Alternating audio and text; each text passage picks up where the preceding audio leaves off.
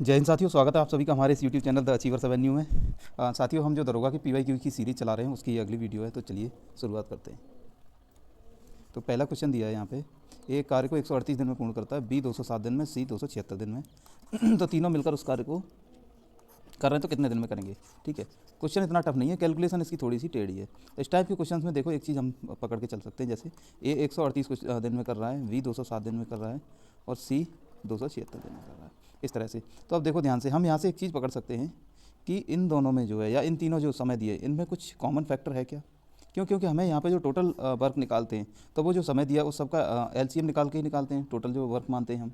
तो एलसीएम निकालने के लिए हम अगर मतलब कि आसानी से निकालना चाहें तो हमारे दिमाग में एक चीज़ चलनी चाहिए कि इसमें, इसमें और इसमें क्या इन तीनों में कोई कॉमन फैक्टर है। तो अगर यहाँ से हम देखेंगे तो ध्यान से देखना, 13 दूनी 26, 8 दूनी 16, यानी कि ये वाला जो है ये इसका दोगुना है।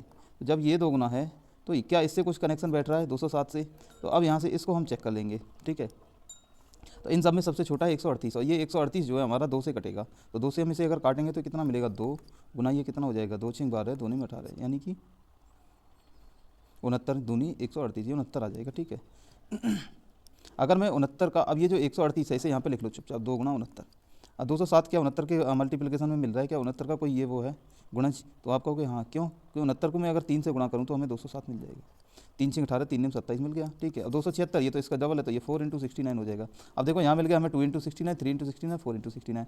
इसका मतलब हमारा जो एलसीएम है वो आसान हो गया। पूछो कैसे, कि 69 इंटू 4 उठा लेंगे और 3 उठा लेंगे, बस वही एलसीएम है हमारा, 4 इंटू 3। तो ये हो गया हमारा टोटल वर्क। तो ये आ गया टाइम, ये आ गया टोटल वर्क, और यहाँ पे हम निकाल लेंगे इनका एफिशिएंसी।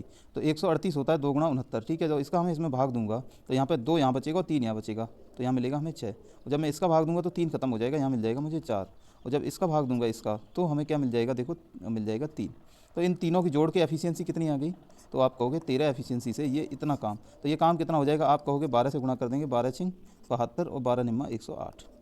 तो ये आ जाएगा 8 2 और 8, 828/13 जो समय आएगा तीनों को एक साथ। अगर तीनों मिलके काम करेंगे तो टोटल समय उन्हें लगेगा 828/13, और 13 का भाग देंगे, 13 छिंग 78, 4 बचेंगे। ठीक है, 13 3 39, यही, इससे आगे हम कैलकुलेशन करेंगे ही नहीं, क्योंकि एक ही ऑप्शन है जिसमें 63 हमारा पूर्णांक आ रहा है। ठीक है, ख़त्म कहानी। अगला देखो, मैच एक्स में 20 खिलाड़ियों का के समूह का औसत 40 रन है। अगर एक अन्य खिलाड़ी ए के स्कोर को समूह के स्कोर के साथ जोड़ दिया जाता है तो 1 रन कम हो जाता है। ठीक है, नए खिलाड़ी शामिल होने के बाद प्रत्येक खिलाड़ी मैच एक्स में पिछले मैच में अपने बनाए स्कोर की तुलना में 11 रन अधिक बनाता है। ठीक है, ठीक है, खिलाड़ी बी समूह में शामिल होता है, रनों को बढ़ाते हैं। ओके, मैच एक्स में बनाए गए रनों और बी द्वारा मैच वाई में बनाए गए रनों के बीच अंतर क्या है। ठीक है, देखते हैं इस क्वेश्चन को। 20 खिलाड़ियों का एक समूह का औसत दिया है 40। ठीक है, एक अन्य खिलाड़ी ए, यानी कि 20 के अलावा एक है, तो 20 प्लस ए हो जाएगा। ये क्या करता है, इसको मतलब कि इनमें जोड़ दिया जाता है इसके स्कोर को भी, तो औसत रन जो है 1 से कम हो जाता है। यानी कि इस ए का खुद का तो 39 है ही, लेकिन इसने इस 20 के, ये जो 20 हैं बाकी, इन 20 का भी 39 में, मतलब कि एक एक स्कोर कम कर दिया। यानी कि ये जो 20 हैं, इन 20 से एक एक इसने ले लिया, यानी कि इसने 20 लिया है, तो इसका जो एक्चुअल स्कोर रहा होगा वो 19 रहा होगा, 19। तो ए का स्कोर आ गया 19। ठीक है, अब कह रहा है आगे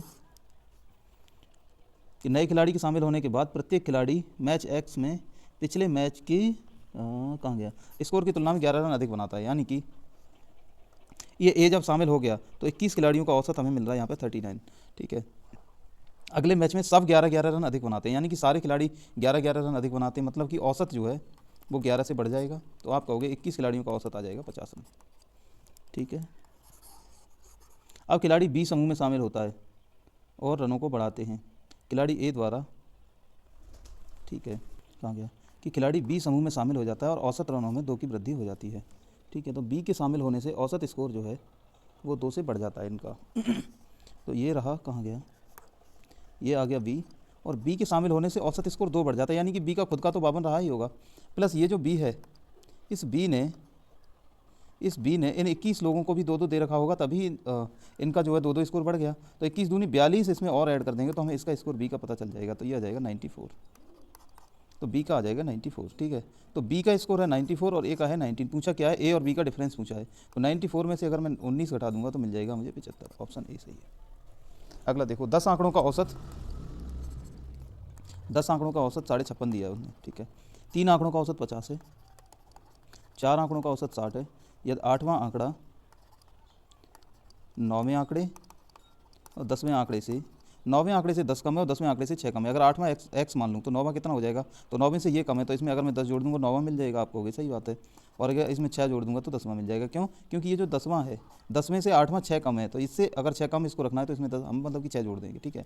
अब यहाँ से क्या नाम है, डिविएशन वाला कॉन्सेप्ट लगा देते हैं। तो देखो ध्यान से, यहाँ पे डिविएशन कितना है, तो आप कहोगे यहाँ पे है 6.5 माइनस का 6.5, और टोटल लोग कितने हैं 3, तो 6 × 18 5 × 15 कितना हो जाएगा, माइनस के 19.5। ये डिवीजन हो गया यहाँ पे। और यहाँ पे कितना बढ़ रहा है, तो यहाँ पे बढ़ रहा है 3.5, और लोग कितने हैं 4, तो ये हो जाएगा 4 × 12 5 × 20 यानी कि प्लस का 14। तो यहाँ से नेट डिवीएशन हमारा निकल के आ जाएगा कितना, आप कहोगे कि ये 19.5 माइनस के हैं और ये 14 जो है वो प्लस के हैं, तो 5.5 माइनस का 5.5 यहाँ पे नेट डिवीएशन हमें मिल गया। तो अब यहाँ से ध्यान से सुनो बात मेरी, ये जो 5.5 इन 7 लोगों पे 5.5 की कमी पड़ रही है, वो इन 3 लोगों ने दिया होगा, ठीक है। तो अगर इन 3 लोगों ने दिया होगा, इसका मतलब इन पे 5.5 अधिक रहा होगा।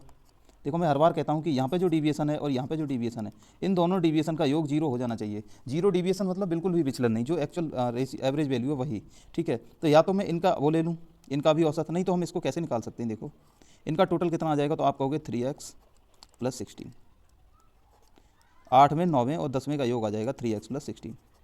आप कहोगे सही बात है। अब अगर यहाँ से निकालूँ तो इनका औसत कितना है, 56.5 गुणा 3, क्योंकि 3 है ये 8वां 9वां 10वां, ठीक है, और प्लस का ये वाला, तो इनका गुणा करो तो कितना आ जाएगा, 5 15 और 3 6 18, 150 और क्या नाम है हमारा 18, 168 और 5 × 15 यानी कि 169.5 ये आ गया। प्लस इसमें यहाँ पे माइनस है तो यहाँ प्लस रहेगा, तो इसमें 5.5 ये जोड़ देंगे तो ये हो जाएगा 175, ठीक है। तो ये मिल गया हमें। अब इसमें से अगर मैं 16 घटाऊंगा तो ध्यान से देखो मुझे क्या मिलेगा, अगर मैं 15 घटाऊंगा तो 160 मिलेगा, ठीक है, और 16 घटाऊंगा तो मिलेगा 159। तो 3x बराबर ये आ गया। तो x बराबर अगर मैं निकालूं तो आ जाएगा 5 15 और 3 3 9, इस तरीके से, ठीक है। तो 8वां आंकड़ा पूछा है तो 8वां आ जाएगा यही, ये 53। अगला देखो, 10,400 रुपये वाली राशि को इस तरह करने के रूप में 2 भागों में विभाजित किया गया है।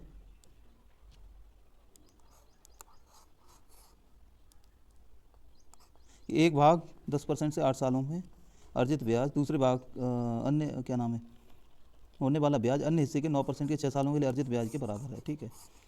इसमें करेक्शन है माइनर, ये 8 नहीं है 5 है, इस तरह से करवाओ इसको, अब हो जाएगा, ठीक है। तो ये 10,400 की टोटल राशि है, इसको 2 टुकड़े में हमने बांट दिया। एक टुकड़ा मान लो x है और दूसरा टुकड़ा y है।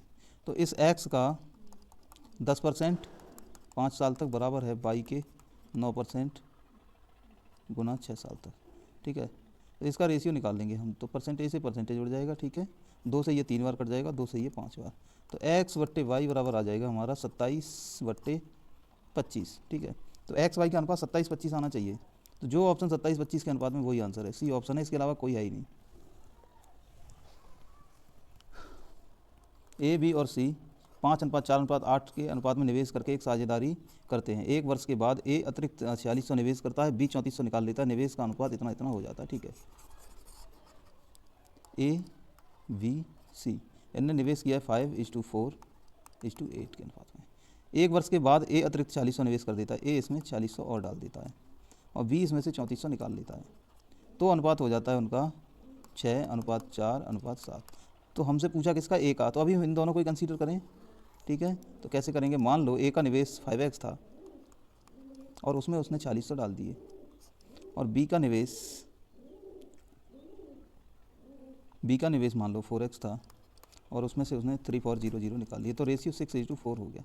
इसको सॉल्व कर लेंगे, आंसर आ जाएगा 4 पंजे 20 और 4 6 24, इनका डिफरेंस आ जाएगा 4x, और ये 40 × 4 और 34 × 6, तो इनको गुणा कर देंगे, जोड़ देंगे, कैसे करें, ऐसे ही कर देंगे, ठीक है। देखो, ठीक है,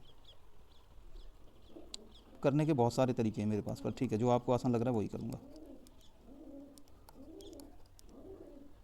प्लस 6 × 3400, और ध्यान से सुनना, ये 4 है, इसको 2 से काट दूंगा 2 बार, और इसको 2 बार काट देंगे और इसको काट देंगे 3 बार, ठीक है। तो ये क्या हो जाएगा, और चाहें तो हम इसको और काट सकते हैं, तो ये 2 से ये वाला 2 कट जाएगा और ये बचेगा 1700। तो 1700 × 3 ये आ जाएगा 5100, प्लस ये हो जाएगा 4600, तो 4600 और 5100 4 और 5 9 9700 9700 आ गया x का मान।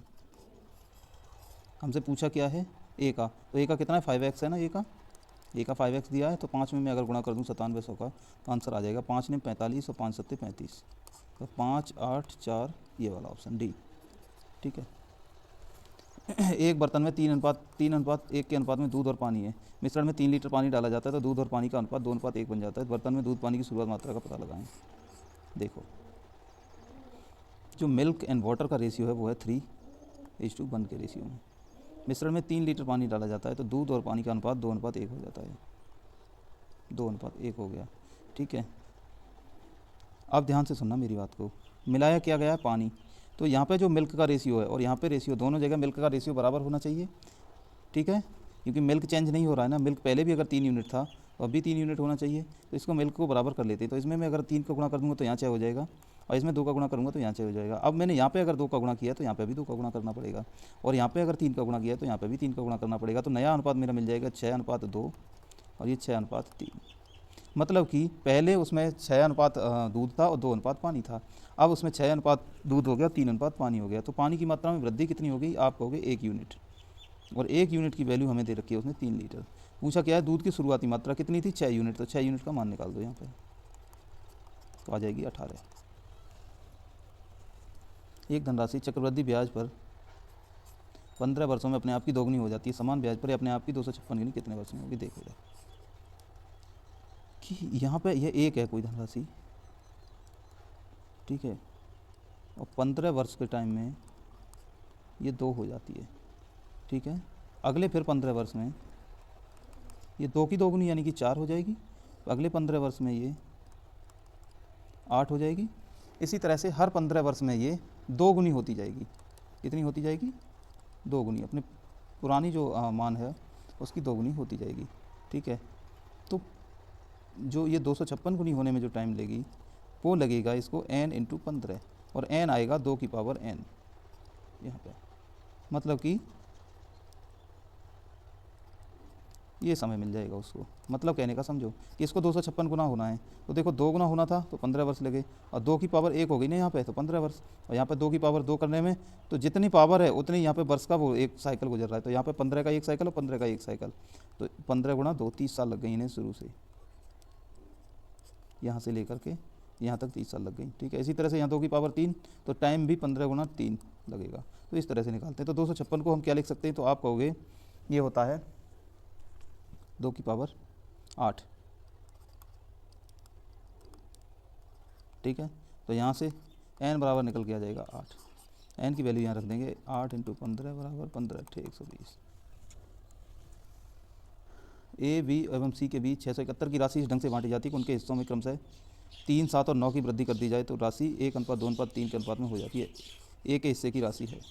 ठीक है, देखो 671 रुपये को ऐसे बांटा जाता है, क्रम से 3 7 और 9 की वृद्धि कर दी जाए, तो ये अगर राशि है ये उनका हिस्सा है, और अगर जैसे ये है 671, इसमें 3 चीज़ें हमें जोड़नी है, 3 रुपये ए के जोड़ने, 7 रुपये बी के और 9 रुपये सी के। अगर मैं ये इसमें जोड़ दूँ तो जो भी मान आएगा उसको मैं 1:2:3 में विभाजित कर सकता हूँ कि नहीं। आप कहोगे बिल्कुल कर सकते हो, कि अगर ये जोड़ देंगे तो इनकी राशि 1:2:3 में मिल जाएगी। तो जोड़ दो, 7 और 3 कहाँ गया, 10 और 9 19, तो ये हो जाएगा हमारा 690। ऐसे इस अनुपात में तोड़ना है हमसे, एक हिस्से की राशि पूछी है, तो ये 2 और 1 3 और 3 6 हो जाएगा। ठीक है, तो 690 वैल्यू है 6 की, हमें चाहिए 1 की, तो 6 1 6 6 6 6 5 30, यानी कि 115 आ गया। अब ये जो 115 आया है, इस 115 में ये वाले 3 रुपये भी शामिल हैं, ये वाले, इसमें ये वाले 3 रुपये भी शामिल हैं। ये 3 जोड़ के ही तो ये रेशियो बना था, तो इसमें से ये 3 अगर मैं घटा दूंगा तो मिल जाएगा 112, ऑप्शन ए आंसर। अगला कह रहा है एक कीबोर्ड में 1 से 800 तक की संख्याएं टाइप करने के लिए कितने की स्ट्रोक की आवश्यकता होगी। तो देखो की स्ट्रोक मतलब कि जैसे ये हमारा कीबोर्ड है और इसमें इस तरह से मान लो ये बटन बने हुए हैं, इस पर लिखा 1 2 3 4 5 6 7 8 9 0, इस तरह से ये चके। अगर मैं 12 लिखूंगा तो मैं एक बार इसको दबाऊंगा और एक बार इसको दबाऊंगा, तो 2 की स्ट्रोक की ज़रूरत पड़ेगी। 124 लिखूंगा तो एक बार इसको एक बार इसको एक बार इसको, तो इस एक संख्या को लिखने में मुझे कितने की स्ट्रोक चाहिए, तो आप कहोगे 3। हाँ, तो बस यही पूछ रहा है वो कि 800 तक की संख्या लिखनी है हमें और कितने की स्ट्रोक हमें दबाने पड़ेंगे, यानी कि कितनी बार वो उसके की दबानी पड़ेगी कीबोर्ड की। तो ध्यान से देखो, हमारी जो 2 अंकों की संख्या यानी कि 1 से लेकर 9 तक, तो इनकी काउंट कितनी बनेगी, तो आप कहोगे इनकी काउंट बनेगी 9। काउंट मतलब कि कितनी संख्याएँ, तो 9। ठीक है, और ये कितने डिजिट की संख्या है, तो आप कहोगे 1 डिजिट की संख्या है। ठीक है। तो की स्ट्रोक कितने आ जाएंगे यहाँ से, तो आप कहोगे एक डिजिट की 9 संख्याएं, तो इनका गुणा इससे कर देंगे तो हमें की स्ट्रोक मिल जाएंगे, तो 9 की स्ट्रोक हमें मिलेंगे। उसके बाद 2 अंकों की संख्या में घुसते हैं, 10 से लेकर 99 तक। तो 10 से लेकर 99 तक कितनी संख्याएं होंगी, तो आप कहोगे 99 में से 9 घटा दो, हमें वो संख्याएं मिल जाएंगी। तो यहाँ पे काउंट हमें मिल जाएगा 90 गुणा, अब ये कै डिजिट की नंबर है, कै अंकों की संख्या, तो आप कहोगे 2, तो इनका इसमें गुणा करेंगे तो मिल जाएगा 180।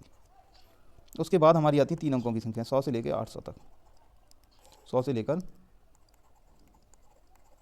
800 तक, ठीक है। तो ये कितनी होगी, इनकी काउंट कितनी होगी, तो आप कहोगे 800 में से 99 घटा दो, तो ये आ जाएगा 701। और ये 3 अंकों की संख्याएं हैं, तो इनका मैं अगर इनमें गुणा कर दूंगा तो ये आ जाएगा 3 एकम 3, 0 3 सत्ते 21, ठीक है। तो ये आ गए की स्ट्रोक, इनको जोड़ लो तो कितना हो जाएगा, 9 3 12, एक ही अंक, एक ही वो है संख्या जिसमें इकाई का अंक 2 है, बाकी जोड़ लोगे इतना ही आ जाएगा, आंसर आ गया। 3 अंक की संख्या को उल्टा करने पर प्राप्त संख्या मूल संख्या से 396 अधिक होती है। 10वें स्थान का अंक 2 है, सैकड़े के स्थान का अंक इकाई के स्थान के अंक का आधा है, 3 अंकों वाली संख्या है। सैकड़े के स्थान का अंक इकाई के स्थान वाले अंक का आधा है, यानी कि इस तरह से कोई संख्या है, तो ये बीच का अंक तो 2 है हमेशा, ठीक है, चारों में 2 है, और ये वाला जो अंक है ये इसका आधा है। अगर ये 2 है तो इसको 1 होना पड़ेगा, अगर ये 2x है तो ये x ही रहेगा।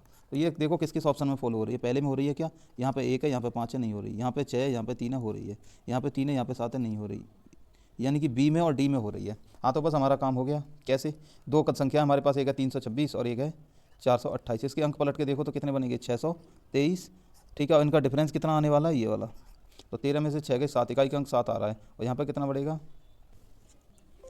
ठीक है। तो अगर अब मैं देखो ये वाली जो संख्या हमारी 428, इसको अगर मैं इसमें से घटाऊंगा तो कितना मिलेगा, 14 में से 8 के 6, इकाई का अंक मिल गया। अब मैं इधर इसको ही मार के बढ़ जाऊंगा मैं, लेकिन ठीक है, लेकिन आप चाहो तो घटा भी सकते हो, ठीक है। तो यहाँ पे बचेगा कितना, 1 9 बचेगा, और यहाँ रह जाएगा 7 में से 4 गया 3, आंसर। करना चाहो तो इसको हम बेसिक से भी कर सकते हैं, कोई बहुत बड़ा वो नहीं है, लेकिन ठीक है, अभी पेपर में ऐसे ही करके आ रहा आप लोग। अब ये कह रहा है कि साधारण ब्याज के तहत एक धनराशि 3.5 वर्ष में दोगुनी हो जाती है। दोगुनी मतलब का क्या हुआ कि जितना मूलधन है उतना ही उसे और मिल जाता है। तो कहने का मतलब ये है कि 3.5 वर्ष में जो ब्याज आती है वो मूलधन के 100% के बराबर हमें मिल जाती है। ये है कितने वर्षों में, यह अपने आप की 48 गुनी हो जाएगी। अब किसी संख्या को 48 गुना होना है, किसी संख्या को अगर 48 गुना होना है तो उसका मतलब क्या कि एक यूनिट तो वो खुद ही संख्या है, उसमें 4700% उसकी, उस संख्या के 47 गुना हमें ब्याज चाहिए, ये कह रहा है। तो देखो 1 गुना ब्याज, यानी कि 1 टाइम हमें ब्याज निकालने के लिए कितना वो मिल रहा है, समय लग रहा है 3.5 वर्ष, ठीक है। तो इसी तरह से 47 गुना हमें वो चाहिए मूलधन, उसके लिए कितना समय लगेगा, तो आप कहोगे 3.5 में 47 का गुणा कर दो, ठीक है। तो बस यही आ जाएगा आंसर। तो ये कितना है, इनका गुणा कर लो तो ये कितना हो जाएगा, 3 चौक 1200, 4 पंजे 20, 1400, 1610 और 7 पंजे 35, 1645। ये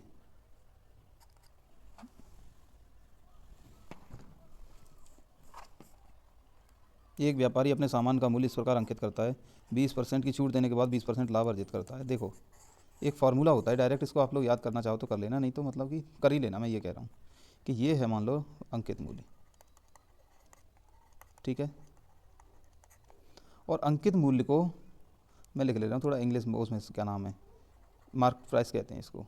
तो इस पर अगर हम छूट देंगे तो ये आ जाएगा 100 माइनस डी, डिस्काउंट जो है इतने % हो जाएगा अपने आप का, D%।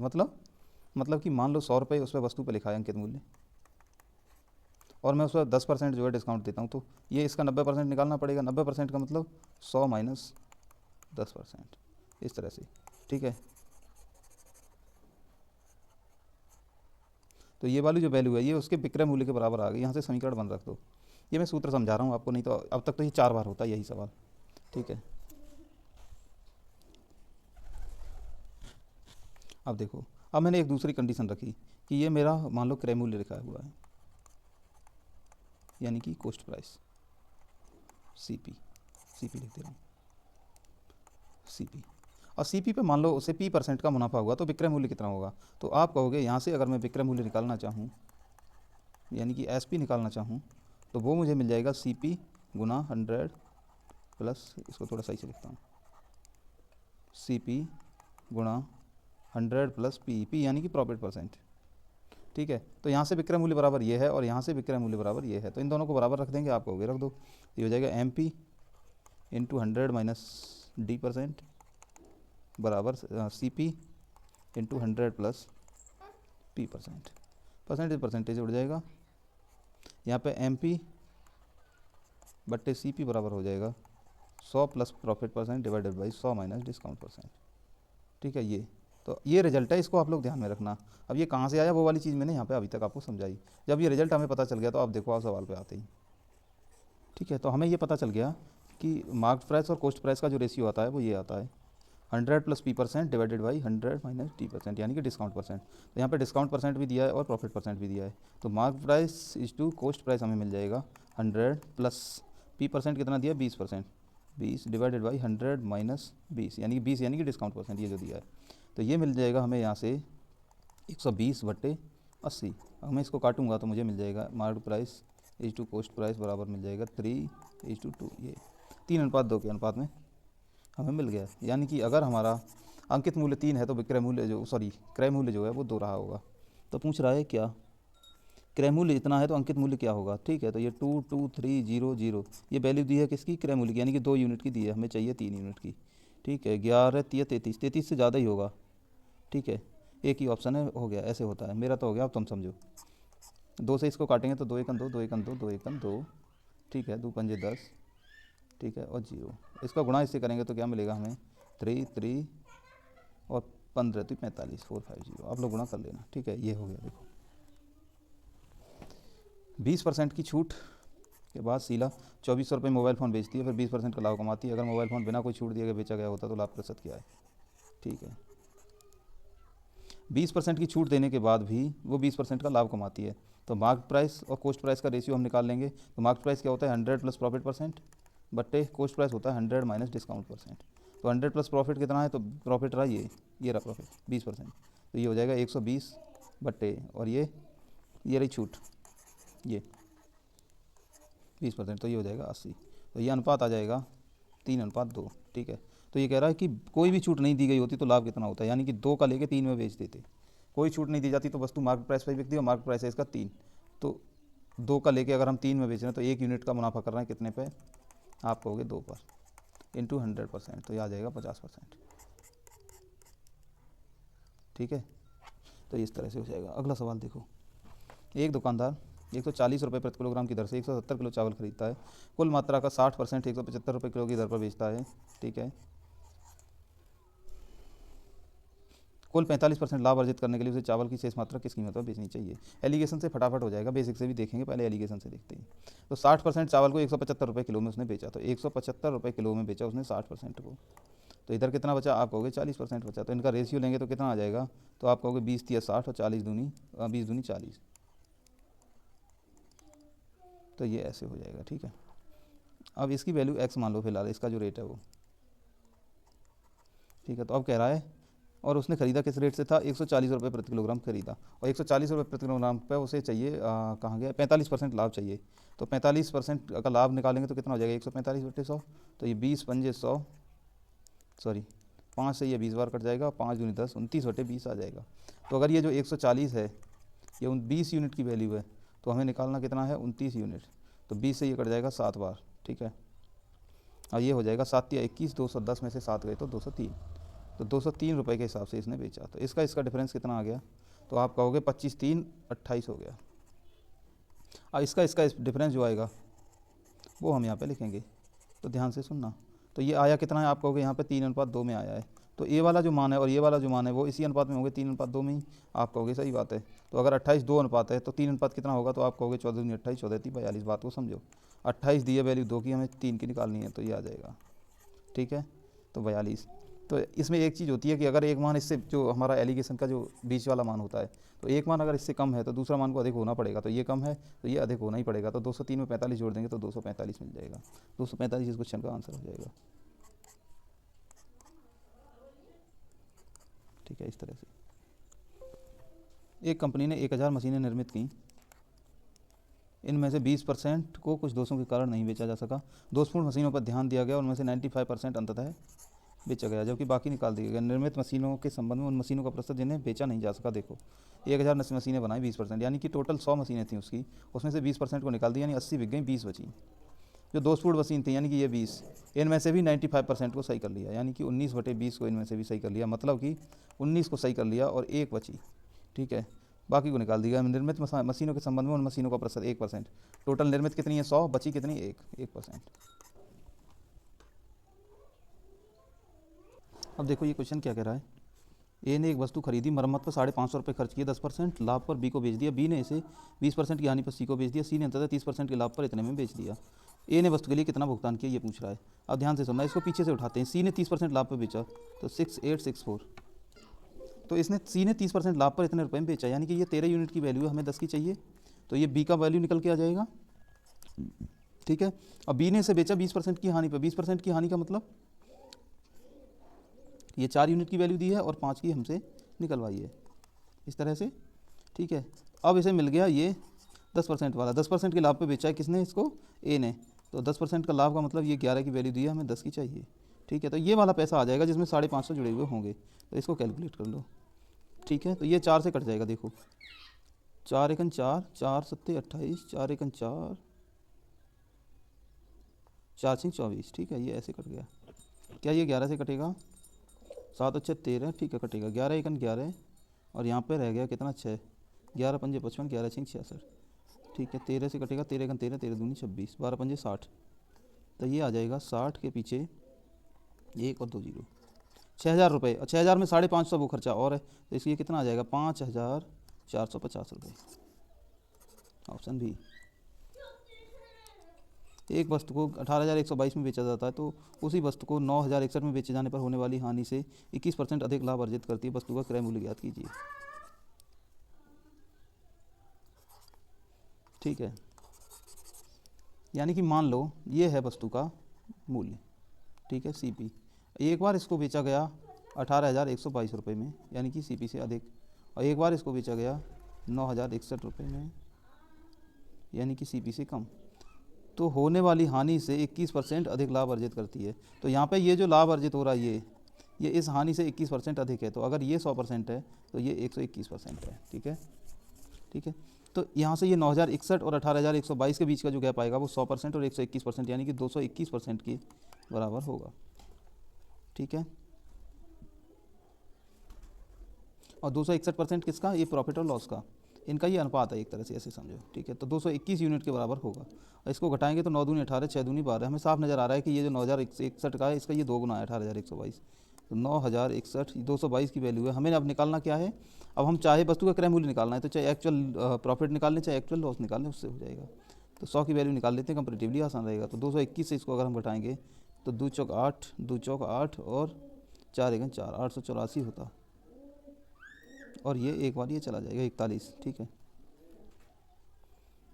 तो 4100 रुपया उसे घाटा हो रहा है अगर वो इतने में उसको बेचे, तो इसमें 4100 जोड़ देंगे हम, तो आ जाएगा 6119, ये 13161, ये डी ऑप्शन।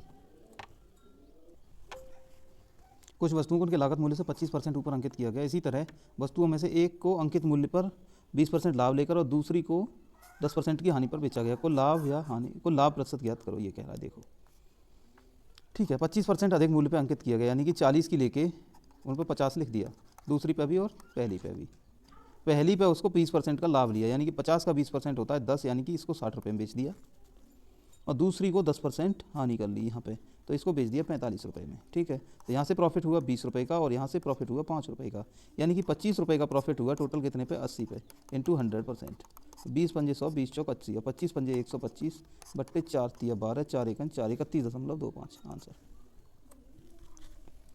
एक व्यापारी 500 किलोग्राम माल खरीदने के लिए थोक व्यापारी के पास जाता है। तराजू है, 1 किलोग्राम के बदले 1200 ग्राम दिखाता है। ठीक है, बाद में व्यापारी उसका लागत मूल्य 25% बढ़ाकर एक ग्राहक को 5 किलो बेच देता है। यह एहसास किए बिना कि थोक व्यापारी धोखा किया है। शुद्ध लाभ या हानि ज्ञात करो। आसान सवाल है, थोड़ा सा समझने वाला। ये वैल्यू से इसका कोई वास्ता नहीं है।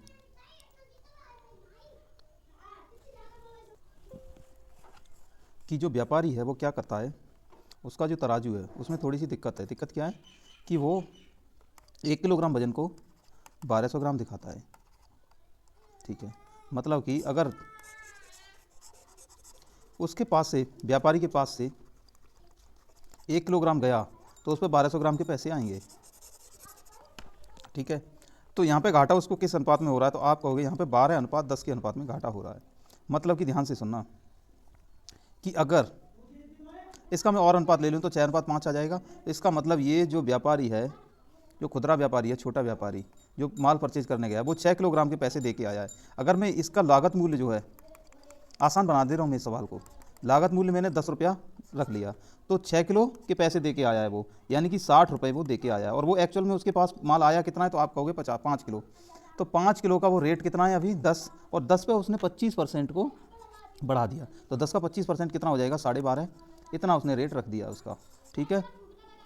ठीक, और इस रेट से उसने, अब आया ही उसके पास वजन ही टोटल 5 किलो, तो 5 ही किलो बिकेगा ना, तो अब पैसा कितना आ जाएगा, तो 12 पंजे 60 और 5 पंजे 25, 62.5 रुपया उसके पास आ गया। ये है एक्चुअली सवाल। तो उसकी जेब से गए 60 रुपया और आए उसके पास 62.5 रुपया, तो डिफरेंस कितने का, आप कहोगे 2.5 रुपया कमा रहा है वो, कितने पर, आप कहोगे 60 रुपये पर, ठीक है। और हमें चाहिए क्या, परसेंटेज में वैल्यू, तो 20 दिया 60 और 20 पंजे 100 ये होता है। तो 25 पंजे 125, यानी कि 12/3,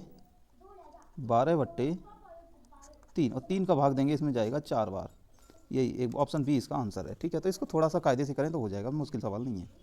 5 लाख में घर खरीद के किराए पर दे दिया, प्रतिवर्ष कुल किराए का 12.5% मरम्मत पे लगाता है, 1660 रुपये होम टैक्स देता है, हाउस टैक्स, और कहाँ गया, इस प्रकार उसे प्रतिवर्ष अपने लगाए धन का 10% रिटर्न मिल जाता है। घर का मासिक किराया कितना है, देखो ये घर है उसका, ये उसने 5 लाख में खरीदा, वो किराए पे लगा दिया उसने, ठीक है। उस पर 12.5% जो किराया आता है, ये आया टोटल किराया इसके पास मान लो, और इसमें से ये वाला हिस्सा ये लगा देता है उसकी मरम्मत पे 12.5%, ठीक है। और इसका ये वाला हिस्सा जो है, ये 1660 रुपये ये दे देता है वो हाउस टैक्स जो सरकार को जाता है, ठीक है। अब ये वाला जो बचा, ये वाला हिस्सा, ये उसके लगाए हुए टोटल का कितना है, तो आप कहोगे टोटल का 10% है, यानी कि 5 लाख का 10% है ये जो बचता है बाद में नेट, ये वाला। तो अब समझो बात को, तो ये वाला जो हिस्सा है ये क्या है, 5 लाख का 10%, यानी कि 50,000 है ये, ठीक है। और ये प्रतिवर्ष दिया है और ये भी प्रतिवर्ष दिया है, तो इसमें मैं आप जोड़ूंगा कितना 1660, इतना ये हाउस टैक्स दे देता है, तो ये हो जाएगा 06615, ठीक है, ठीक है। अब ये जो मान आया है, ध्यान से सुनना, इसमें से 12.5% वो जो है मरम्मत पर खर्च करने के बाद जो बचता है वो है ये, यानी कि आप कहोगे 51,660 तब बचता है कि जब उसने 12.5% खर्च कर दिया, और 12.5% की फ्रैक्शन हमें पता है होती है 1/8, तो अगर टोटल 8 यूनिट था तो उसमें से 1 यूनिट खर्च कर दिया, 7 यूनिट बचा, तो ये 7 यूनिट की वैल्यू दी है, हमें टोटल 8 यूनिट की चाहिए। तो अगर मैंने ये कर दिया, 7 का भाग दे के 8 का गुना कर दिया, तो ये जो टोटल टैक्स है साल भर में जितना मिलता है वो हमें मिल गया। अब उसने हमसे पूछा क्या है, मासिक पूछा है, मासिक पूछने के लिए इसमें क्या करेंगे, हम 12 का भाग दे देंगे, 4 दूनी 8, 4 तिया 12, ठीक है। अब इसको काट लो, 7 से भाग देगा 7 7 49, 2 बचेंगे, ठीक है, 7 तिया 21, 5 बचेंगे, 7 8 56, 0, 3 से इसे काटेंगे कितना हो जाएगा, 3 दूनी 6, 1 3 चौक 12, 3 6 18, 2460 है। इसका अगर मैं दोगुना करूँगा तो ये हो जाएगा मेरा 4920, ठीक है। इस तरह से ए 67% अंक प्राप्त करता है, ठीक है, और वो जो है 192 अधिक लेके आता है अंक पास मार्क से, ठीक है। बी जो है 27% अंक प्राप्त करता है और 48 नंबर से फेल हो जाता है। परीक्षा में उत्तीर्ण होने योग्य अंक क्या हैं, अब ध्यान से देखना, ये बीच में मान लो रहा होगा पास मार्क, तो इसके पास मार्क से कुछ परसेंट ऊपर आए, ठीक है, जिनकी वजह से इसके 192 नंबर पास मार्क से अधिक आ गए, और इसके पास मार्क से कुछ क्या नाम है कम आए, जिसकी वजह से इसके ये 48 कम रह गए। तो ये जो परसेंटेज का यहाँ पे डिफरेंस है और ये जो मार्क्स का गैप है, ये दोनों बराबर होंगे, आप कहोगे सही बात है। तो 67% और 27% का जो गैप है वो आ गया 40%, और ये बराबर है इस वाले गैप के।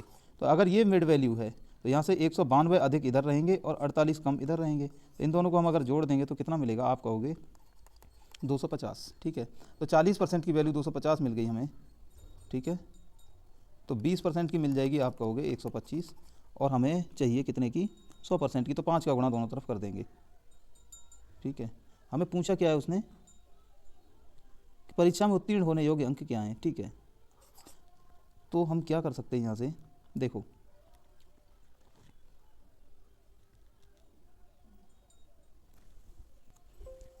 माफ़ करना, ये 250 नहीं 240 होगा, ठीक है। और ये 40% की वैल्यू 240 आ गई, तो 1% की वैल्यू मिल जाएगी मुझे 6।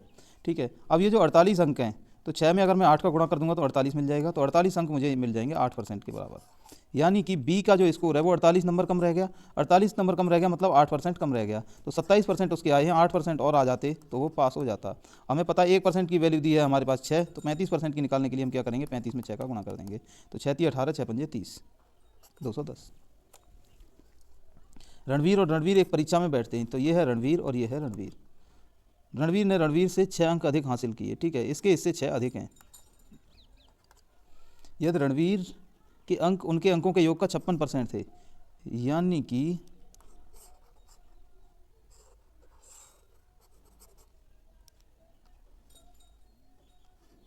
इसके 56% थे। अगर इन दोनों का जोड़ के, इन दोनों का अगर जोड़ के मान लो कहाँ गया, 100% है, तो इसका 56% थे। ठीक है, तो क्रमशः रणवीर और रणवीर द्वारा प्राप्त किए गए अंक, अब ऑप्शन से टैली करते हैं इसको।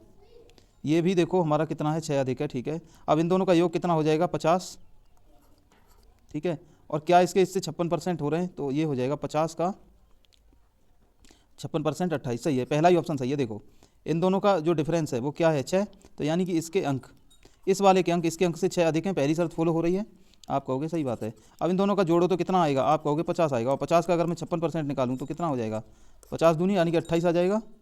हाँ, तो बस वही कह रहा है कि इसका जो परसेंटेज है वो 28% आना चाहिए, और जो है गैप जो है उतना आना चाहिए 6। एक प्रतियोगी परीक्षा में सेक्शन ए से 66%, सेक्शन बी से 47%, जबकि दोनों से 5% अनुत्तीर्ण हुए। ठीक है, अच्छा ये उत्तीर्ण दिए हैं और ये 5% अनुत्तीर्ण दिए। ठीक है, सेक्शन में 720 उम्मीदवार थे, तो कुल उम्मीदवारों की संख्या जो प्रतियोगी परीक्षा में भाग लिया। ठीक है, 100% की वैल्यू पूछ रहा है।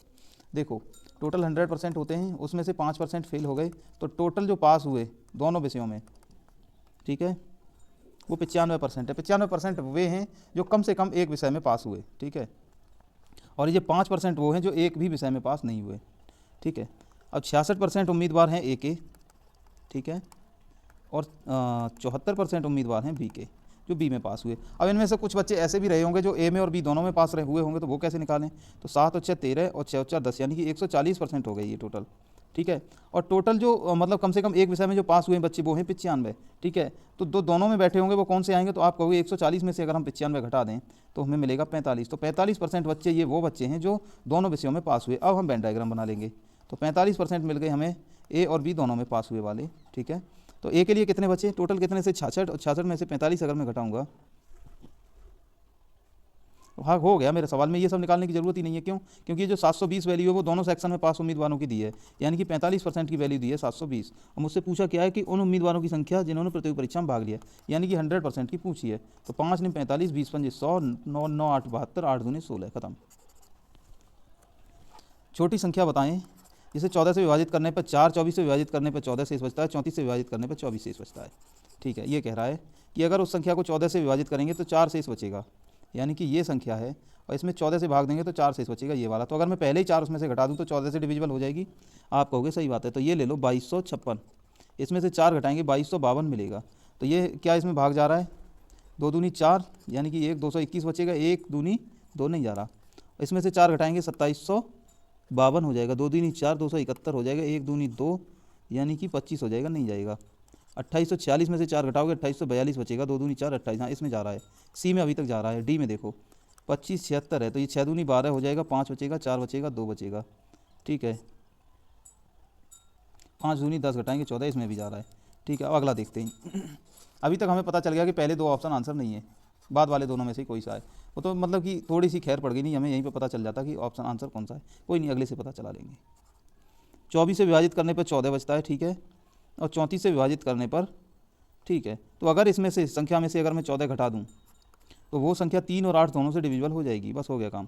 तो इसमें से 14 घटाओ तो कितना बचेगा हमारा, 2832। ठीक है, इसमें से 14 घटाएंगे तो 2832 बचेगा। और क्या ये 8 से डिविजिबल हो रही है, आप कहोगे हो रही है। और क्या ये 3 से हो रही है, तो 8 और 2 10, 5 और 3 और 2 5 हो रही है। अब इसको चेक कर लो, तो इसमें से अगर मैं 14 घटाऊँगा तो मुझे मिलेगा 25, और ये मिल जाएगा 62। तो क्या ये संख्या 8 से डिविजिबल है, आप कहोगे 8 से, अब ये डिविजिबल नहीं है। लास्ट के 3 डिजिट देखते हैं 8 से भाग जाने के लिए, तो ये लास्ट के 3 डिजिट इसके 8 से डिविजिबल नहीं है, तो ये संख्या नहीं है। तो ये तो था इसको ऑप्शन से टैली करने का तरीका। इससे चाहें तो हम बेसिक से भी बहुत आराम से उड़ा सकते हैं। वो कैसे, देखो 14 से भाग दे रहे हैं 4 शेष बच रहे हैं, 24 से भाग दे रहे हैं 14 शेष बच रहे हैं, 34 से भाग दे रहे हैं 24, यानी कि 14 का 4 का डिफरेंस 10, 24 का 14 का डिफरेंस 10 और 34 और 24 का डिफरेंस भी 10। यानी कि मुद्दा ये है हमारा कि यहाँ पे जो एलसीएम इनका रहा होगा उस एलसीएम में से 10 घटा दिया गया होगा। तो एलसीएम ले लो 14 का, 24 का और 34 का। तो 14, 24 और 34 का एलसीएम लेना बेहद आसान काम है। पूछो कैसे? ये 2 गुणा 7 है, ये 8 गुणा 3 है और ये 17 गुणा 2 है। ठीक है, तो 17 उठा लेंगे, 8 उठा लेंगे, 3 उठा लेंगे और 7 उठा लेंगे। तो 17 × 51 और 8 × 7 = 56, इनका गुणा करना है हमें। तो ये हो जाएगा 5 × 5 = 2500 और 5 × 30 यानी कि 2800, 2850 और 2856। और 2856 में से 10 घटा दिया होगा उसने, तो 2846 इसका आंसर आ जाएगा। मूल्यांकन करेंगे क्या है, इसको कर लो आराम से। सिंप्लीफिकेशन का क्वेश्चन है, खुद करना, इतना तो करना चाहिए। 6 से विभाजित 4 अंकों की छोटी संख्या के अंकों का योग और 11 से विभाजित सबसे छोटी 5 अंकों की संख्या के अंकों का गुणनफल ज्ञात करो। ठीक है, अब 6 से विभाजित चाहिए 4 अंकों की सबसे छोटी संख्या चाहिए, ध्यान से सुनना। तो 4 अंकों की सबसे छोटी संख्या होगी, आप कहोगे ये। अब क्या ये 6 से विभाजित होगी? आप कहोगे नहीं होगी। क्यों? क्योंकि 6 से विभाजित होने के लिए संख्या की 2 चीज़ें मैटर करती हैं। पहली संख्या में 2 का भाग जाए, दूसरा संख्या में 3 का भाग जाए। तो 2 का भाग तो जा रहा है क्योंकि अंतिम डिजिट इसका 0 है, लेकिन क्या इसमें 3 से भाग जा रहा है? आप कहोगे नहीं जा रहा है। तो 2 से भाग जाने के लिए अगली संख्या हम यहाँ पे क्या लिख सकते हैं? 2। अब ध्यान से देखो, ये जो संख्या हमारी बनी इसमें 2 का भाग भी जा रहा है और 3 का भी जा रहा है। क्यों? क्योंकि 2 और 1 3 होता है। तो ये तो मिल गई हमें पहली संख्या 6 से डिविजिबल वाली, ये मिल गई। अब 11 से डिविजिबल वाली देखते हैं। तो 5 अंकों की सबसे छोटी संख्या मिलती है हमारी ये। ठीक है, अब इसके करने के कई तरीके हैं, या तो आप इसको ऐसे ही लगा दो, नहीं तो दिमाग से लगा लो, भाग दे के, बिना दिमाग के। 11 निम 99 हो जाएगा, 1 बचेगा, भाग टूटेगी बिंदी, 100 हो जाएगा, 11 निम 99 हो जाएगा, 1 बचेगा। ठीक है, तो यहाँ पे अगर इस संख्या में मैं 10 जोड़ दूँ इस वाली में, तो हमें वो नंबर मिल जाएगा। तो ये संख्या मिलेगी मुझे 10010। तो इसके अंकों का योग कितना आएगा? आप कहोगे 2 + 1 यानी कि 3, और इसके अंकों का योग आ जाएगा 2, और इनका गुणनफल पूछा है, 3 × 2 होता है 6। आंसर 7 की उच्चतम ज्ञात करें, जो ये 84 फैक्टोरियल है। तो इसमें 7 का भाग देंगे तो हमें कितना मिलेगा? 12 बार जाएगा, और 12 में 7 का भाग देंगे तो कितनी बार जाएगा? 1 बार। 12 और 1 13। ये जैसे ये अगर आपको कॉन्सेप्ट पता है तो ठीक है, नहीं तो ये होता है जैसे कोई संख्या हमारी 84 फैक्टोरियल दी है और इसमें हमें निकालना है 7 के वो कितने वो रहेंगे, मतलब कि फैक्टर। तो इसमें हम 7 का भाग देंगे तो यहाँ पे जो नंबर आएगा निकल के, जैसे 12 आया निकल के, तो 12 यहाँ पे लिखेंगे और इस 12 में फिर से 7 का भाग देंगे, कितनी बार के। अब ये क्यों करते हैं, इसके पीछे भी लॉजिक है। अभी फिलहाल के लिए आप इसको ऐसे याद ही कर लो, अब डिटेल में पढ़ाऊंगा कभी, तब आप इसको ऐसे याद मतलब कि समझ सकते हो। क्वेश्चन देखो, अच्छा क्वेश्चन है। Factorial 0, factorial 1, factorial 0, factorial 1, factorial 2 plus factorial 3, factorial 4 plus factorial 5 plus ... 98 factorial तक। इसमें 5 का भाग देंगे हम। अब ध्यान से सुनना, इनमें तो बाद में दूंगा, पहले इसमें देता हूँ मैं भाग। फैक्टोरियल 5 को हम तोड़ के क्या लिखेंगे? 5 × 4 × 3 × 2 × 1। क्या इसमें 5 का भाग जाएगा? आप कहोगे साफ साफ जाएगा। अब ध्यान से देखो, 5 से बड़ा कोई भी फैक्टोरियल होगा, फैक्टोरियल 6 में जाएगा 5 का भाग? आप कहोगे जाएगा। क्यों? कि फैक्टोरियल 6 को हम लिखेंगे 6 × 5, तो 5 तो अब मिलेगा ही।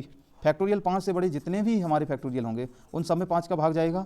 तो आप कहोगे कि यहाँ से आगे तो हर संख्या में भाग जा रहा होगा, यहाँ से पीछे किस किस में जा रहा है, कितना शेष बच रहा है, वो डिसाइड करेगा कि शेषफल क्या बचेगा। तो देखो इधर फैक्टोरियल 0 का मान होता है 1, फैक्टोरियल 1 का 1, और फैक्टोरियल 2 का हो जाएगा 2 × 1 यानी कि 2, फैक्टोरियल 3 हो जाएगा 3 × 2 × 1 यानी कि 6, और फैक्टोरियल 4 हो जाएगा 24/5। तो 24 और 6 30 और 30 30 और 4 34 हो जाएगा, 4 आ जाएगा शेषफल। 34 में 5 का भाग देंगे, 4 शेष बचेगा। किसी संख्या को 17 से विभाजित किया जाता है, 6 शेष बचता है। उसी संख्या के वर्ग को 17 से विभाजित करते हैं तो शेषफल क्या होगा? अब देखो, ये कोई संख्या है, मान लो n + 6। अगर n 17 से डिविजिबल है तो n + 6 वो संख्या होगी जिसमें अगर 17 से भाग देंगे तो क्या नाम है, 6 शेष बचेगा। अब इस संख्या का अगर हम वर्ग कर दें, इस संख्या का अगर हम वर्ग कर दें तो अब जो शेषफल बचेगा वो चीज़ डिसाइड करेगी जो, जैसे अगर मैं इसका वर्ग करूँ तो क्या हो जाएगा? n² + 36 + 12n, और इसमें अगर मैं 17 से भाग दूंगा तो देखो n 17 से कट रहा है तो n² भी कट जाएगा, 12n भी कट जाएगा 17 से, बचा ये 36। ये 36 डिसाइड करेगा कि रिमाइंडर कितना आएगा। तो 17 का भाग 36 में देंगे, 2 बार जाएगा, 2 रिमाइंडर बचेगा। अगर ये 90 से विभाज्य है तो x + y का योग। अब ध्यान से देखो, संख्या है हमारी 18406xy, ये 90 से डिविजिबल है। ठीक है, ये 90 से डिविजिबल है तो इसका मतलब इसके अंत में 0 ही आएगा। y के प्लेस पर कोई और संख्या आ ही नहीं सकती, अगर कोई और संख्या आ जाएगी तो इससे डिविजिबल ही नहीं होगा। आप कहोगे सही बात है।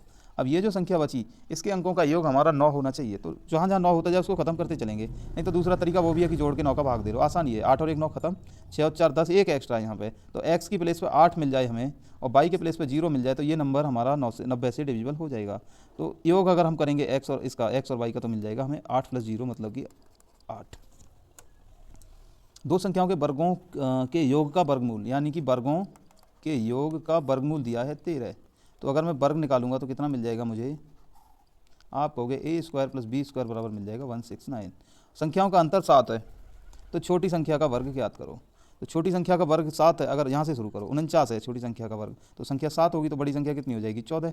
तो 14 का स्क्वायर कितना होता है 6 यूनिट डिजिट उसका, और इसका 9, 9 और 6 कितना होता है 15 यूनिट डिजिट, मैच नहीं खा रहा। अगला उठाओ, तो 5 और 7 कितना हो जाएगा 12, तो इसका कितना हो जाएगा 4 और इसका 5 यूनिट डिजिट मैच खा रहा है। अब देख लो 12 का स्क्वायर होता है 144, 5 का होता है 25, जोड़ेंगे 169 आ जाएगा, यही ऑप्शन बी सही है।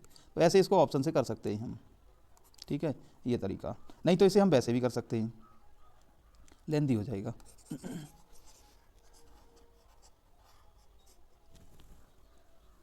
ये कह रहा है क्या हो गया, a² + b² बराबर 100 है, a × b 48 है, तो a + b divided by a - b का मान ज्ञात करो। ठीक है, a² + b² बराबर अगर हमें 100 दिया है, ठीक है, तो अगर a + b बराबर निकालूंगा तो अगर मैं देखो इसमें 2ab जोड़ दूँ तो मुझे क्या मिलेगा, a² + b² + 2ab। मैं समझाने के लिए सब कर रहा हूँ, वरना ये क्वेश्चन में इतना टाइम नहीं लगता है। देखते हैं और आंसर मार देते हैं इसका, ठीक है। तो ये हो जाएगा हमारा, तो 2ab कितना होगा 48 दूनी 96, तो 100 ये और 96 ये, तो ये क्या हो जाएगा a + b का होल स्क्वायर बराबर 196, यानी कि a + b बराबर हमें मिल जाएगा 14।